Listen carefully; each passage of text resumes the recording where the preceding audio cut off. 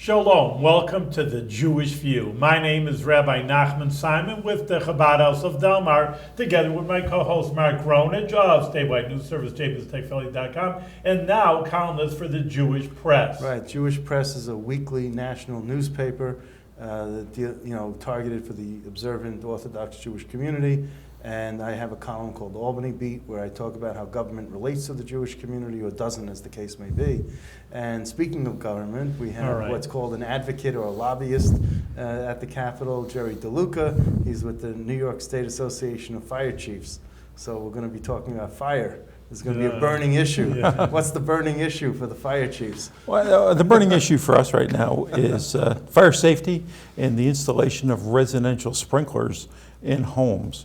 We're advocating that the state adopt a new building code which would require the installation of residential sprinklers to save lives of both firefighters and residents throughout the state. The building code is designed to protect the residents and homeowners from shoddy construction, and it's also designed to provide for safety requirements. The international code currently requires the installation of sprinklers.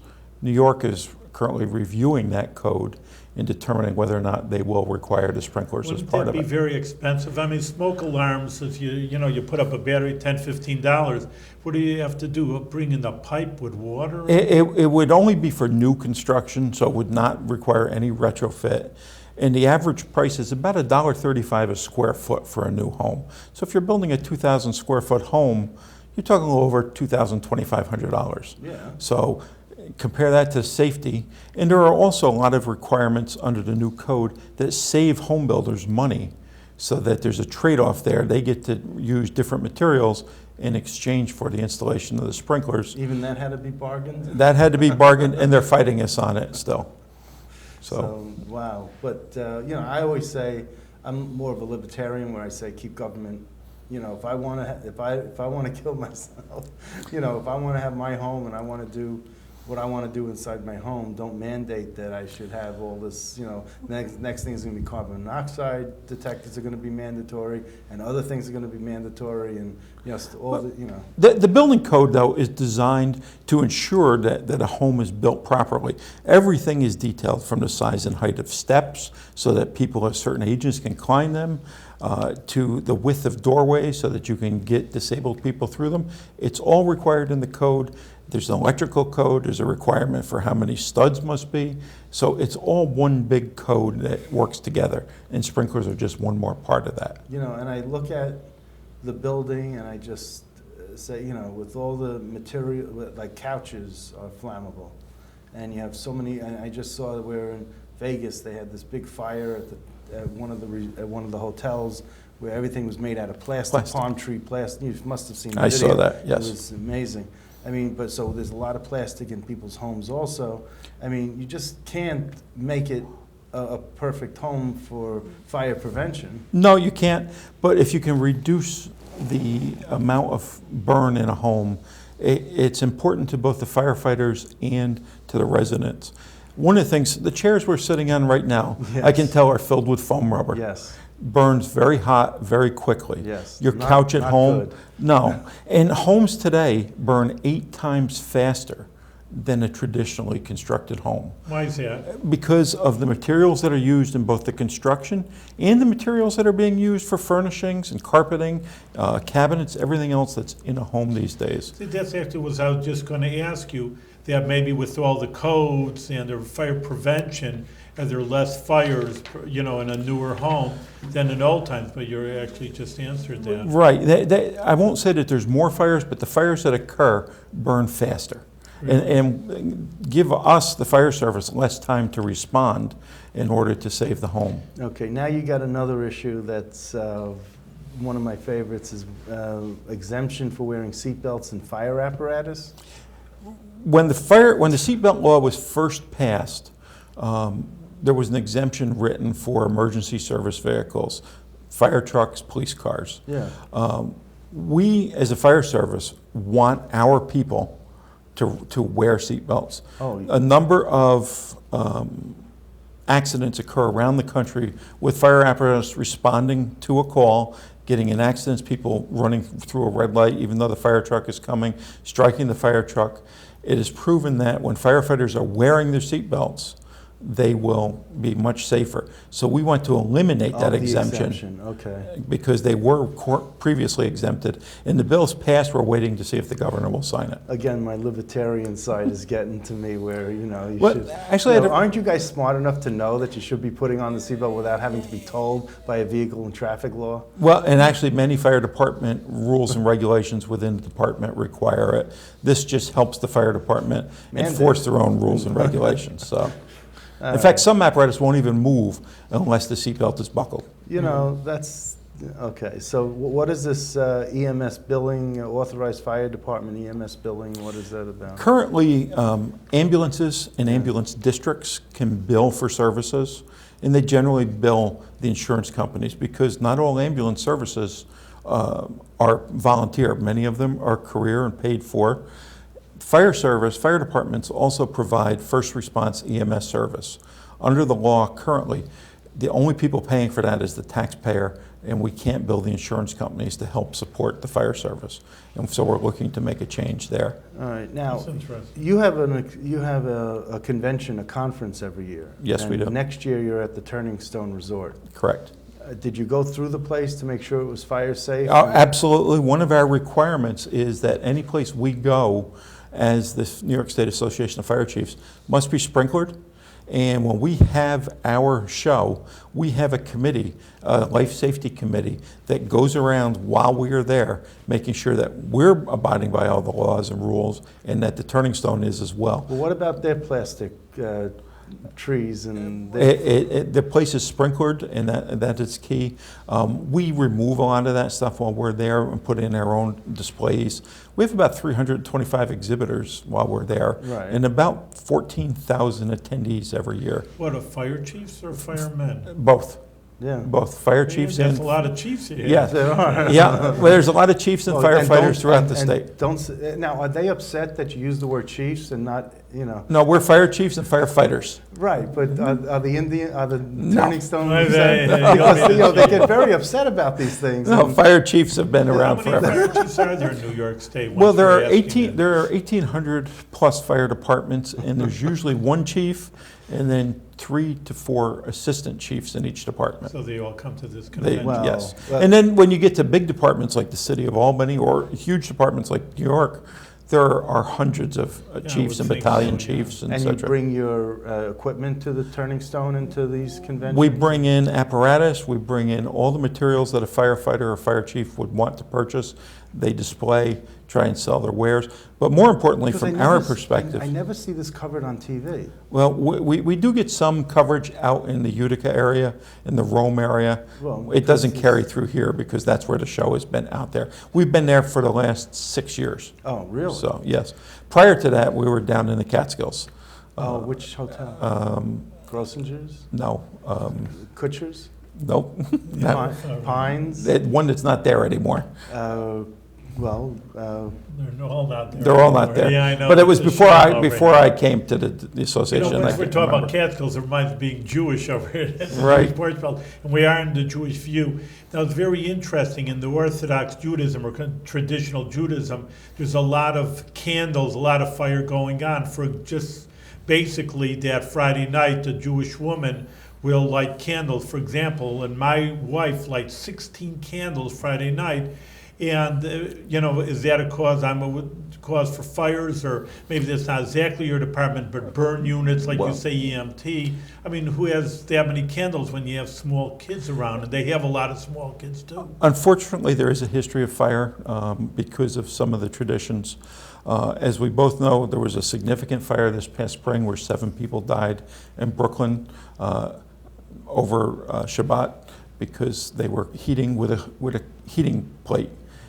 And one of the things that I would encourage anybody, there Can I are just for our audience, why would be a hot plate on in the middle of the night? Who keeps their oven on or their stove on in the middle of the night? But just to explain to our audience that in Orthodox Judaism, a Torah Judaism, you cannot light or put out a fire on the Sabbath. So once it's on, the range it's on for On. 24 hours. All right, so now go ahead. And several children and 7 people died in that fire. One of the things I would encourage people to do is look for alternatives. There are ranges out there that specifically have Shabbat mechanisms so that they can turn on and off on their own, and they're meant to be in conformance with Judaism and the requirements of the Torah. And there are also other things called, and I believe it's pronounced a blek, that covers the stove and covers the knobs so you can't use them, but you can leave it on and leave, and they're much safer than a hot plate. Candles, whether it's in the Jewish tradition or in Catholic churches or any place that we have religious ceremonies, candles are always a concern to the fire service. We want to make sure that when people are using them, they keep them as safe as possible, in a sturdy container, in glass if possible. I know there are many times there are traditions that have to be upheld, but make sure that you keep them away from children and keep them as sturdy and away from flammable materials as possible. And Chanukah, I mean, we're lighting for a whole week. We're lighting, well, I think it's like 45, a total of 45 candles. And that's if you have a kid lighting, so by the time you're done with a few kids and a few people lighting, you have a lot of, more than your normal family. I mean, who lights candles like 8 days in a week, and little kids don't light candles. And like I say, every Friday night you have candles. So, there should be some education program from The the fire chiefs to explain to the Jewish population. And we'd be happy to work with the rabbis and the rabbinical council and anyone else who would be interested in working with us. The NFPA, the National Fire Protection Association, has put out a specific bulletin on Shabbat fire safety. We can make sure that we get you a copy of that. It was approved by the rabbinical council. And it's been circulated around, and we'd be happy to share that. In fact, I'll leave a copy. I'll post it on my website if I get an electronic I will version. send you an electronic, but I'll leave you a copy here so that we can get it to you. On jbiztechvalley.com, shameless plug. But, but I also wanted to, there's a holiday called Lag BaOmer, and we have a bonfire during that time, and it's a controlled burn, I guess you might call it. But, that's...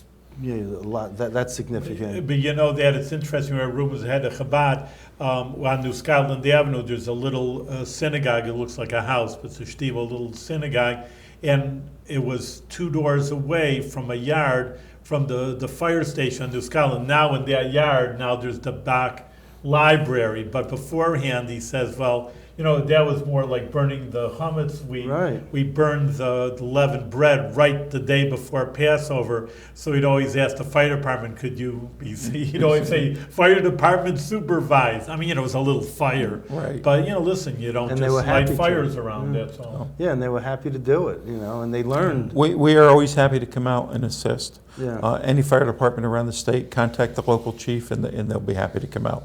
Yeah. I want to ask, how successful do you think this past legislative session was for you? For us, for fire chiefs, we consider it one of our most successful sessions in a number of years. We got 6 bills passed, 2 of which were introduced just this year. And as anybody that's been around Albany for a while, getting a bill introduced and passed in the same session is unusual. Getting 2 is very unusual. So working together has been a key for us. Working with the Firemen's Association in the state of New York, a neighbor to the library here, better known as FASNY, the Association of Fire Districts, and the fire coordinators. And we're also working with the International Association of Firefighters, all coming together to make our voice louder in Albany, because individually we're not as loud. But when we come together, individually you're a whimper, when together we come you're together, a roar. Yes. Okay. So it was a little difficult this year. We had our lobby day planned. We came to Albany. We only had about 100 people, but that's twice what we normally have. It happened to be the day that Dean Skelos resigned as the majority leader. We kind of got lost, but no one cared about you then. But we still got a lot of attention. We come in uniform. People know who we are. They recognize us. And we got 6 bills passed. Still, you have a good position. I mean, we have so many on Mark and I have so many people on lobbyists and they're advocating, oh, why not? I want $1 million for this, $1 million for this. I mean, who's going to argue against you? Fire safety. No, we're against you. We don't like, Me, what you're I'm a doing. libertarian. Oh, yeah, right, only Mark. It's funny, I often tell people, I literally represent the guys in the white hats. The fire chiefs wear white hats, That's right. we're the good guys. Nobody dislikes the fire service, Right. so we come in, we make our case the best we can, and we've been successful this year. Do you have any former firefighters who are elected officials? There are a number of elected officials, both at the local level, at the state Yeah. legislature. There's a couple of them. Phil Boyle comes to mind. He's a volunteer. Uh-huh. Some frequently used to be, and they're not anymore because as they've gotten busier in their legislative careers. Phil still is an active legislator, but at the local level, Yeah. No, the- who else? those are the only one. That's the only one that That's the only comes one to that mind comes right to now. mind. Yeah. Okay. At the local level, many of your villages, towns, Right. your local elected officials frequently come from the volunteer fire service. Well, the county executive of Albany County. Albany County is a was former paid- firefighter. Yeah, paid firefighter. The chairman of the county legislature, Sean Morse. Sean Morse, yes. Uh, Soon to be mayor of Cohoes. I know he's actively running.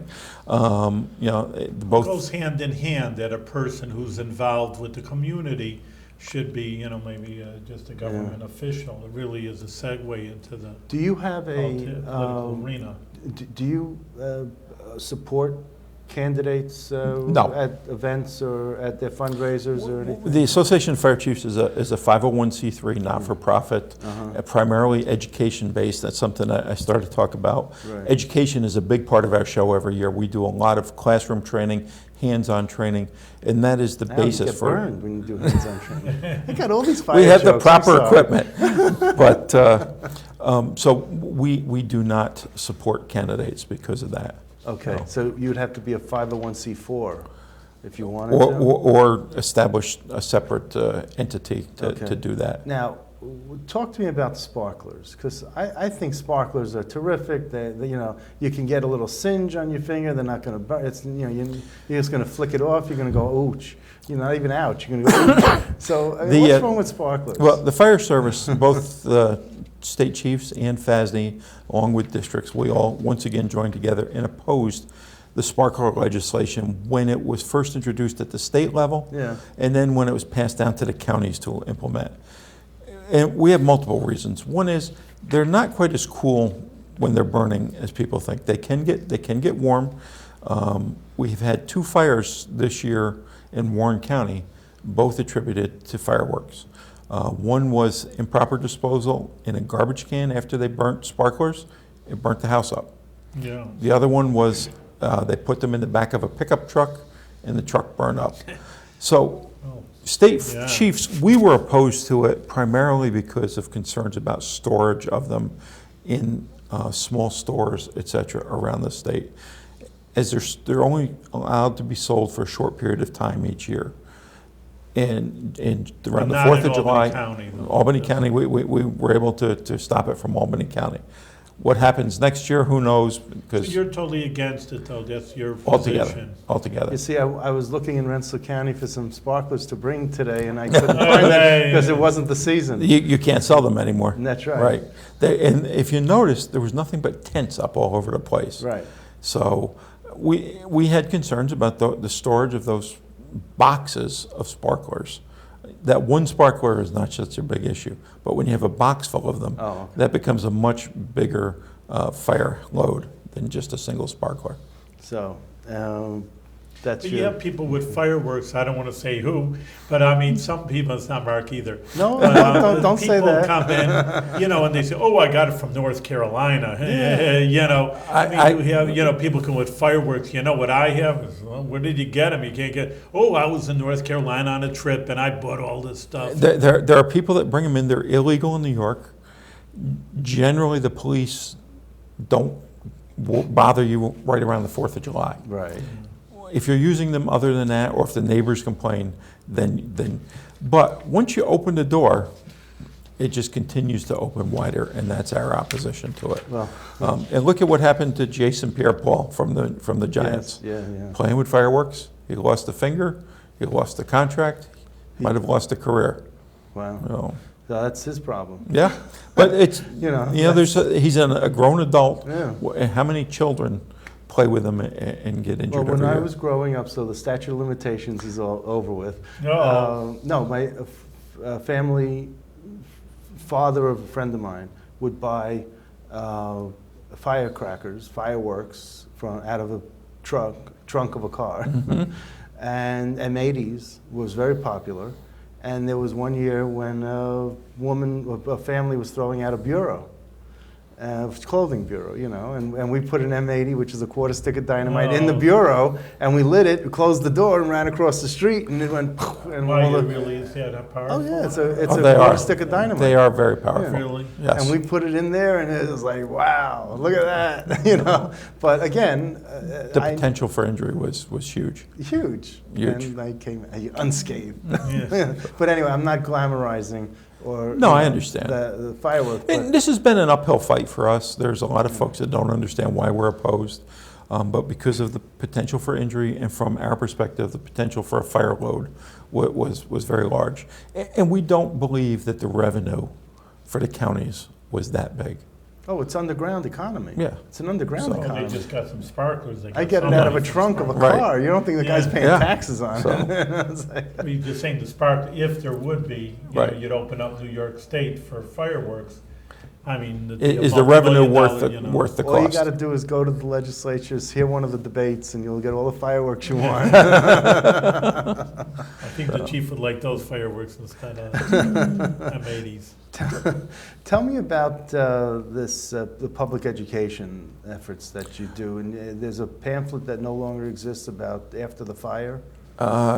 It says here, but what's the after the fire? What's That was what you do Yeah. after your house catches fire. Yeah. And it was just went out of publication. Right. But our public education efforts, we hold a conference every year with the Office of Fire Prevention and Control. We co-sponsor it.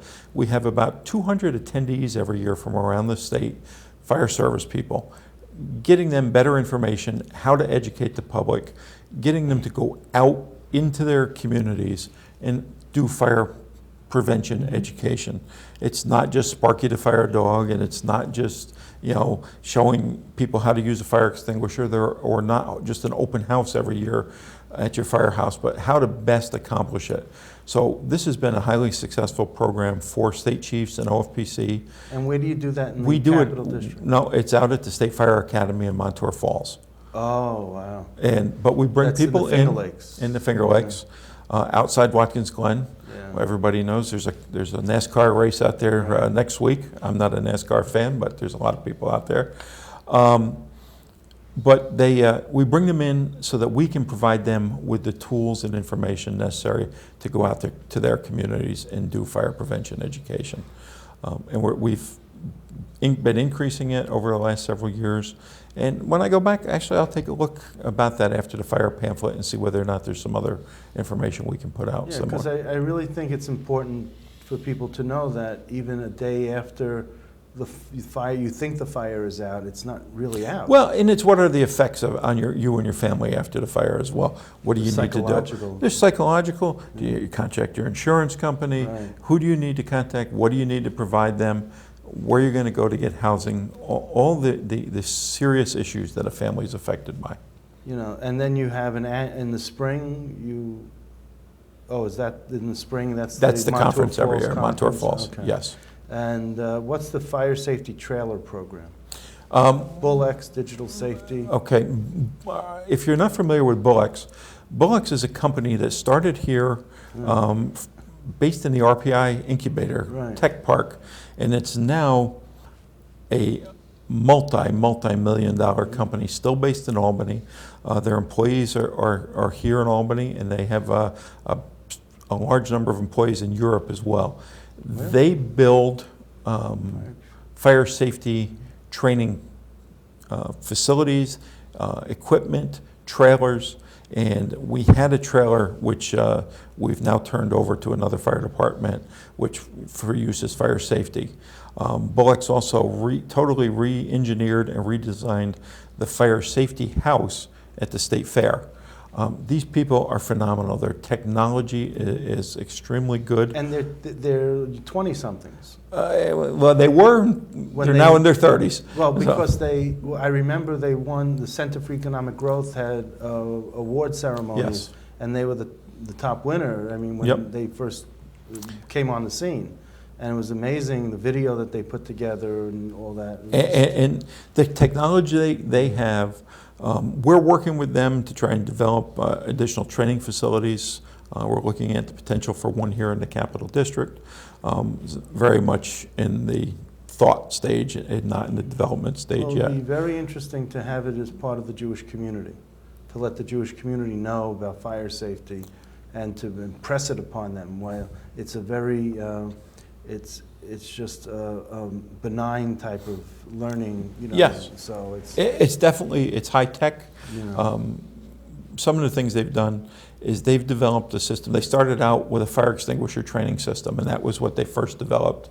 And they used, it's an extinguisher, but it's connected to a computer, so it doesn't really go off, but it shows the fire growing, or if you use it properly, the fire goes out. They've now evolved to, they have fire hoses that feel like they're full of water. You pull the nozzle back, and it electronically shoots out water, but there's no real water. It goes to the fire. It's great for the fire service, and it's great to have them here in Albany. So tell me, going back, because in the few minutes, you said there were 6 bills that you got passed.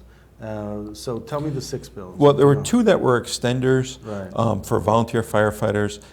Before I get to that, state chiefs, we represent both career and volunteer fire chiefs. So we have about 11,000 members, current, past chiefs, people who want to be chiefs someday, firefighters, commissioners, right. So we represent both sides, career and volunteer.